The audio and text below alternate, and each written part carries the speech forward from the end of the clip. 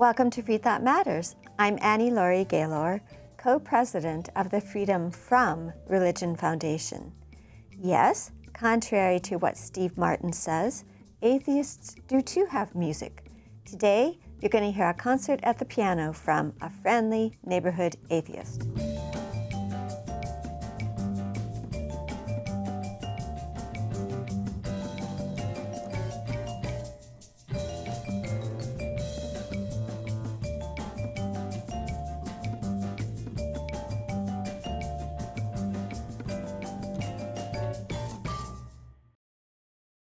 The Freedom from Religion Foundation, which produces Freethought Matters, is the nation's largest association of free thinkers. That's atheists, agnostics, and other non-believers. We invite you to join us in our vital work to keep our secular government free from religious influence. Become a member at FFRF.org or ask for a complimentary copy of our newspaper, Freethought Today. Freedom depends on freethinkers. Watch prior episodes of Freethought Matters on FFRF's YouTube channel.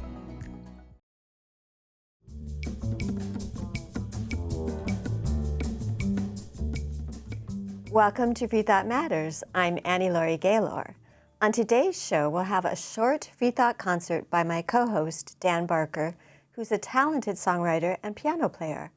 You may not know it, but Dan was raised evangelical.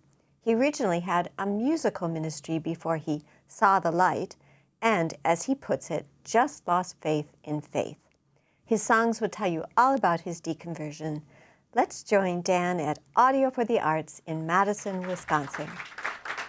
So most of you probably know that I wasn't always playing this radical, irreverent music my whole life. I was raised in the church, and I was a preacher and a Christian songwriter and traveled doing ministry and missionary work and evangelism for 19 years. And the music I used to play was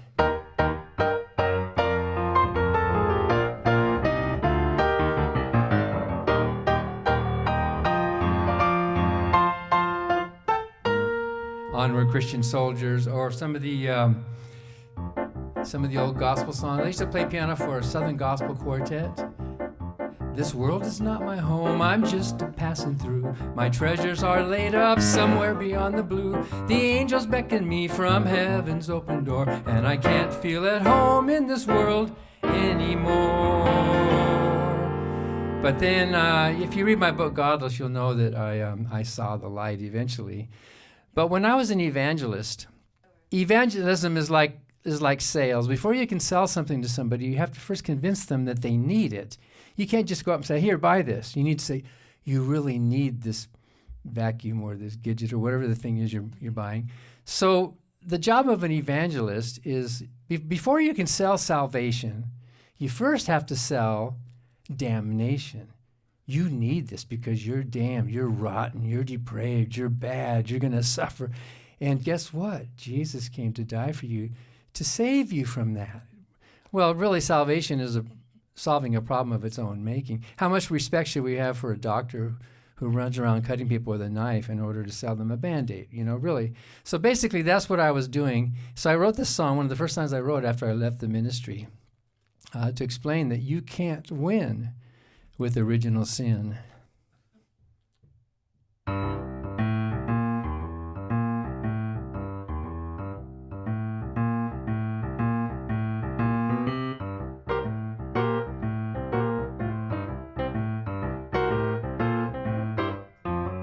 You can't win with original sin.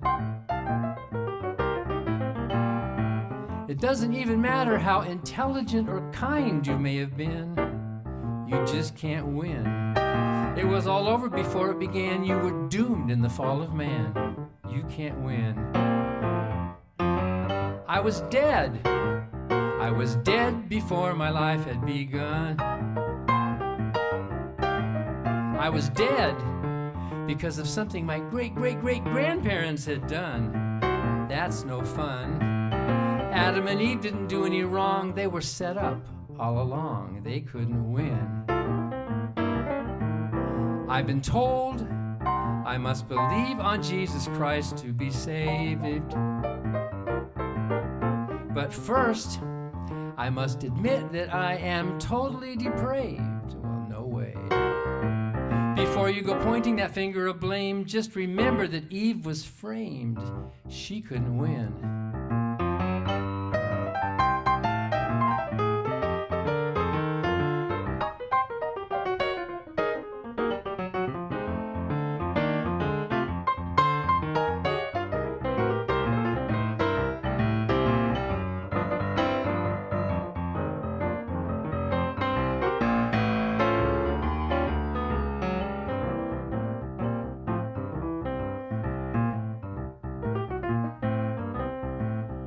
The kind of God who's so insecure that he needs to send me to hell is the kind of God who'd probably get a big kick out of damning all the Christians as well. You never could tell. Adam and Eve didn't do any wrong. They were set up by God all along. But as a skeptic, I must insist Adam and Eve didn't really exist, and neither does God then, for that matter. And until that day that old myth is shattered, we cannot win. No, you just can't win.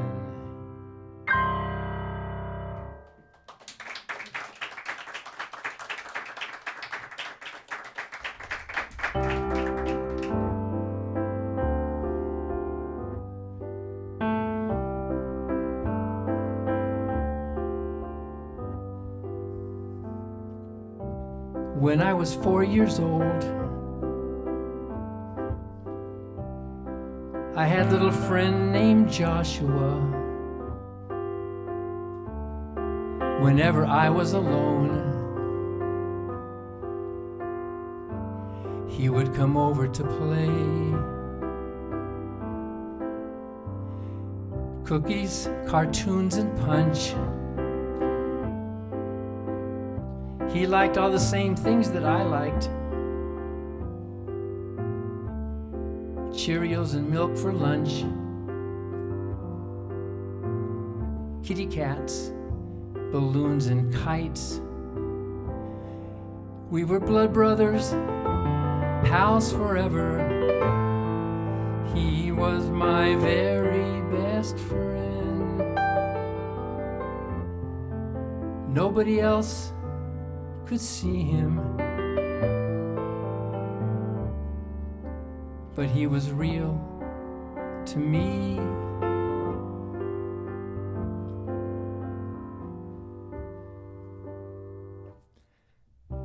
Whenever I was sad, I would send Joshua a letter. He never wrote me back, but he'd always come right over to play. I'd never been to his house, but I knew exactly where he lived.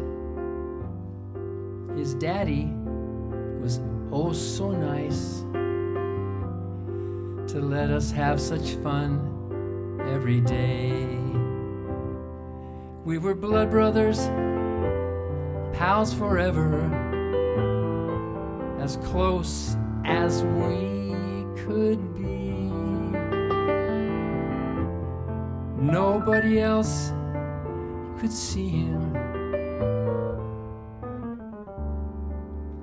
but he was real to me.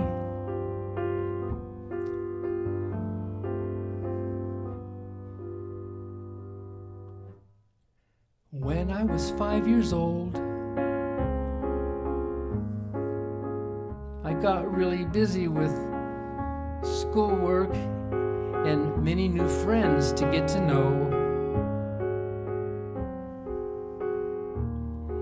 Joshua moved away. Sometimes I missed him so. We had had such great times together, but I know he had to go. It works out much better that way. We were blood brothers, pals forever. He was my very best friend. Nobody else could see him. I now know he was just pretend.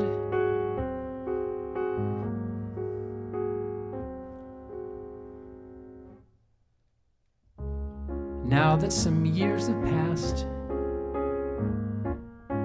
I can look back and smile at my childhood, at the times when it hurt to grow up, like when Joshua moved away.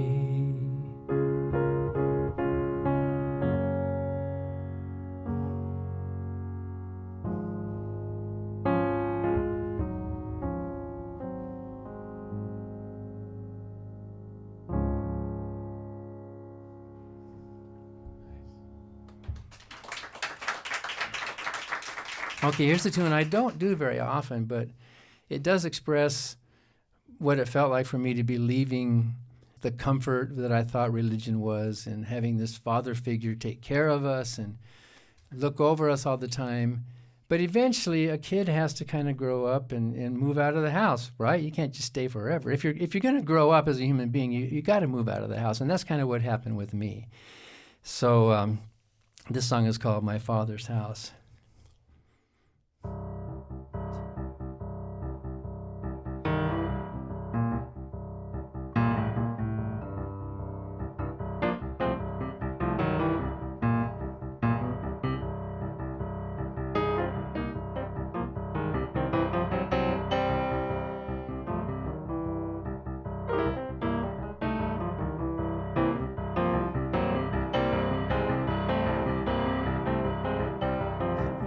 As a child, I thought of childish things, eternal life in paradise with angel wings, a father up in heaven who would hover over me and tell me what to think and tell me what to be.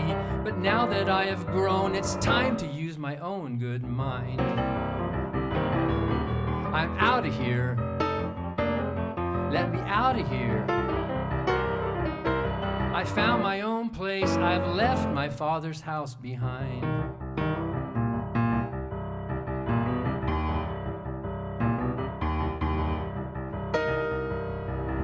A normal dad is really glad to realize his little child has now become before his eyes an independent person who can stand on steady feet, an equal human being with character complete. But God is not that way. He orders me to stay his child. I'm out of here. I'm out of here. I found my own place. I've left my father's house behind.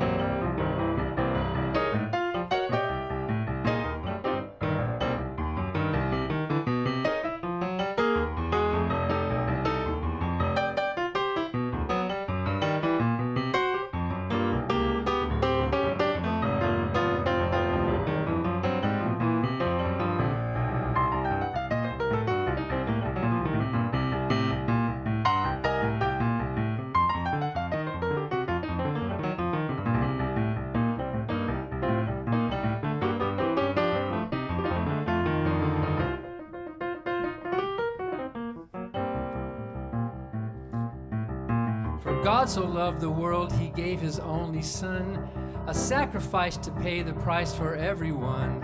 And if you believe that this deserves a fatherhood award, you can move in with the guy and he will be your Lord. But listen to this song, forever is a long, long time. I'm out of here. I'm out of here. I found my own place. My very own place. I found my own place and left my father's house behind.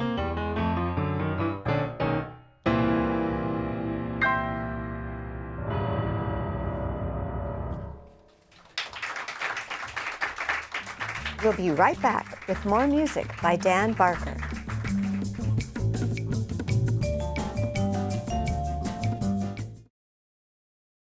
Hi, I'm Ron Reagan, an unabashed atheist. When I first recorded that commercial back in 2014, being openly atheist in America was still fairly uncommon. Today, the fastest growing religious group in the country is the non-religious, especially among the young. That progress is heartening, but the religious pushback is fierce and the forces of Christian nationalism are well organized. Our progress won't continue unless we work together so that reason and our secular constitution will prevail. That's why I'm asking you to join the Freedom from Religion Foundation, the nation's largest and most effective association of atheists and agnostics working to keep state and church separate, just like our founders intended. Please join the Freedom from Religion Foundation today. Ron Reagan, lifelong atheist, not afraid of burning in hell. I'm Chris Calvi, and I am proud to be an out-of-the-closet atheist. Hi, I'm Chris, and I may look like Jesus, but I'm an atheist. And you know, atheists are sometimes accused of leading lives that are cold and bleak and meaningless, but that's not the way I see it. To me, I don't believe that there's an afterlife. And that realization that this might be the only chance we have makes my life feel incredibly important every day. Also, knowing that help is not going to come from above imparts on me a profound sense of urgency to work together to solve the world's problems and alleviate human suffering. That's why my purpose in life is to try and leave planet Earth a little bit better than it was the way I found it. I'm a graduate student, I'm studying microbiology, and I'm trying to develop renewable biofuels before it's too late.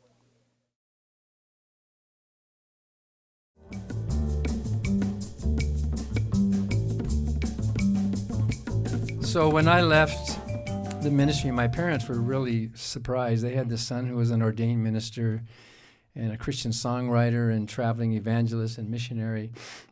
And my mom, when she got my letter, I sent out a letter to everybody saying, I don't believe anymore.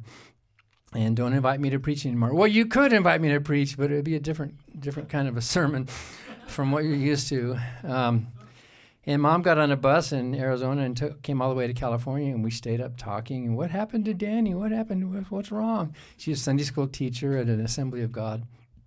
And I don't remember much of that now. We stayed up really late at night talking. And I was basically saying to her that, you know, look, you're teaching this stuff to kids in Sunday school class. And do you know what you're teaching them in this book and the things that this God is doing and the threats and the curses and the violence and the genocides and all of that? And Mom went home, and I didn't know. I didn't want to be like an atheist preacher to my parents, you know. Mom went home and started thinking, and after a while she said, you know what? Danny's right. I'm nicer than God, she said. She stopped going to church, and then about a year later, my dad followed suit and said, you know what? Yeah, Danny's right. So they both became atheists, and that's kind of rare. It's usually rare for the parents to follow, but and so did one of my brothers, kind of immediately, you know. But she said, you know what? It's so nice being an atheist now because I don't have to hate anymore. I can just accept people for who they are. I can just be myself, and whoever people are, I don't have to judge them and hate them, you know, unless they're doing something harmful. Of course, we all want to be moral, but that's the way Mom was. And she was very sweet. She started reading more, and she started thinking more, and so did Dad. And my mom really loved country music, and I like a few country tunes. I think country can be done nicely, but I'm a jazz player. I think, you know, jazz and that. But when Mom was in the hospital, toward the end there, in and out of the hospital, I thought I would write a song for her to encourage, you know, I'm going to write a song for Mom that expresses her views in a style that she likes. I'm not a country singer, but I wrote a country kind of tune, and I thought I'll make a CD. I had the CD in hand. I got on the plane, but I was too late, and she never got to hear this. So anyway, these are her views. Basically, what she would have said in a style that she really loved is called None of the Above.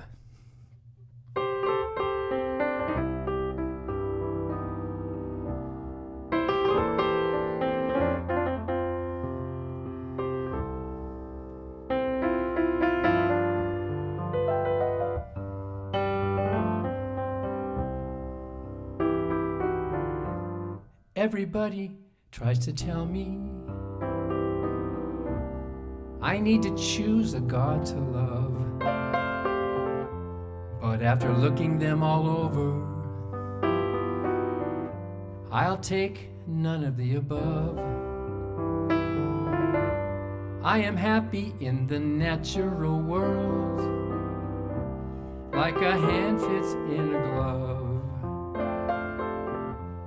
Only sinners need a savior. I'll take none of the above. Why talk to me of heaven? What makes you think I want to go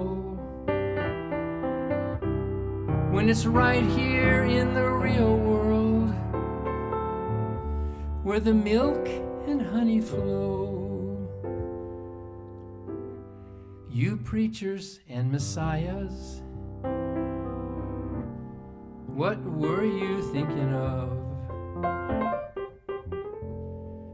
Don't need to fix what isn't broken. I'll take none of the above.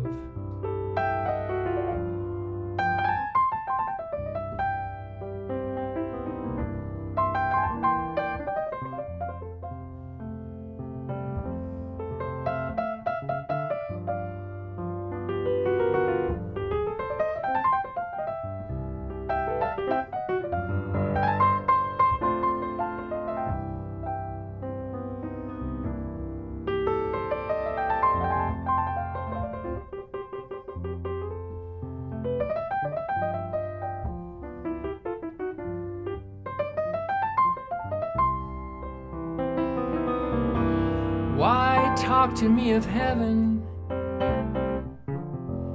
What makes you think I want to go when it's right here in the real world, where the milk and honey flow? You preachers and messiahs, what were you thinking of? Don't need to fix what isn't broken. I'll take none of the above.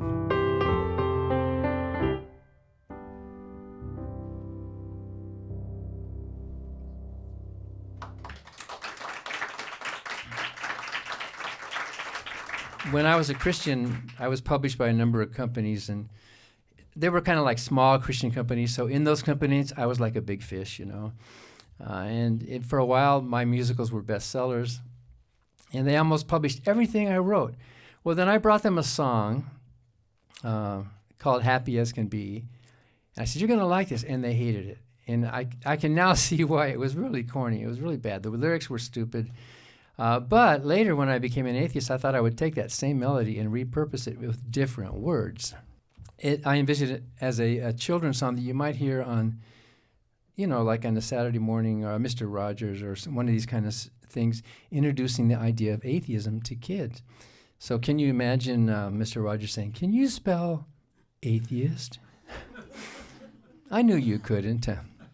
Anyway, this is called Friendly Neighborhood Atheist.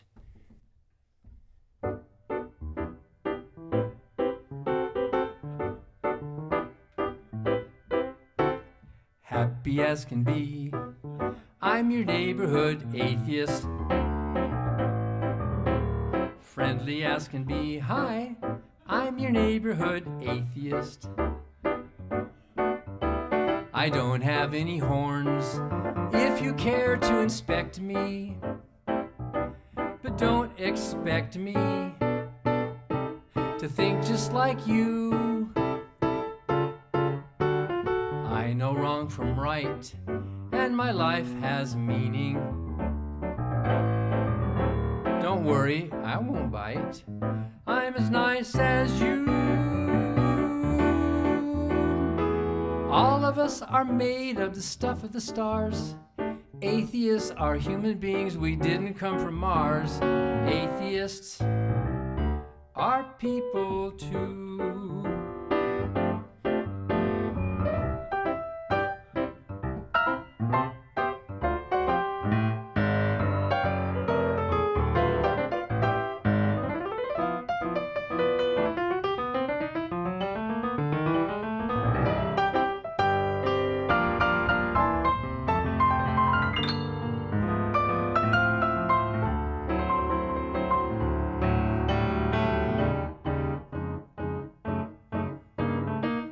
boring as can be. I'm your neighborhood atheist, moral as can be, your friendly resident secular humanist. I'm not afraid of hell, you cannot intimidate me. You sure must hate me to want me to fry. Rationality is my favorite motto. Your theology is just not true. You keep accusing me of blasphemy all of the time, but I cannot be convicted of a victimless crime. Atheists are people too.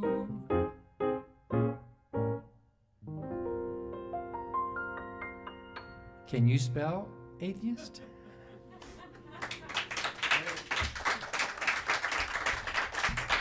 We've been hearing Dan Barker in concert. Find these and more of his freethinking songs written for FFRF on Apple Music and other music platforms or at ffrf.org/shop.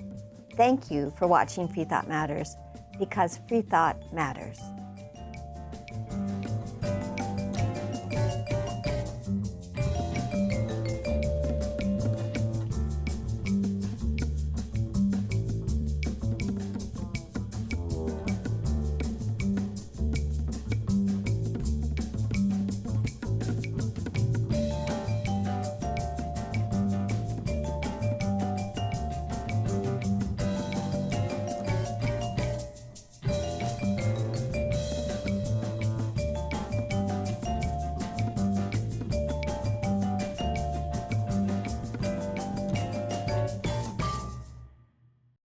Hi, I'm Steve Pinker.